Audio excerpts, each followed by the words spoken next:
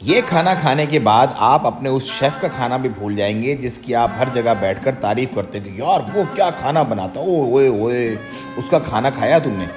ये मिशकाक कबूली और चिकन कब्सा और ये एम्बियंस इस कदर खूबसूरत और कॉम्प्लीमेंट करते हैं एक दूसरे को कि अल हफ़ीज़ वल अमान। मतलब सर्विंग जो है इनकी फंटास्टिक है, सर्विसेज बहुत अच्छी हैं। कलर चेक करो यार, ये डुअल कलर कब्सा और कबूली की जो एक दूसरे को कॉम्प्लीमेंट कर रहे हैं ना, ओए होए होए! जर्दे के चावल याद आ जाते हैं बचपन में, जो हम पुलाव जर्दा खाया करते थे कुरान खानियों के अंदर। उसके बाद कचूमर की जो जो इसका कचूमर बना हुआ है और साथ ही साथ जो इसकी टमाटर की चटनी है, शाबाश ये! इसकी तो बात ही कुछ है। और अब मैं इसको लगाऊँ भाई टेस्ट करने मिशकाक के साथ। ये मिशकाक लिया, चावल का निवाला बनाया और वाह भाई वाह! अल्हम्दुलिल्लाह, बहुत मज़े का, अल्लाह का शुक्र है। अच्छा जी, क्लीनिंग बहुत अच्छी है इसकी और ये लेमन रखे हुए हैं यहाँ पे और ओवरऑल एम्बियंस बहुत फाइन, फंटास्टिक, परफेक्ट है।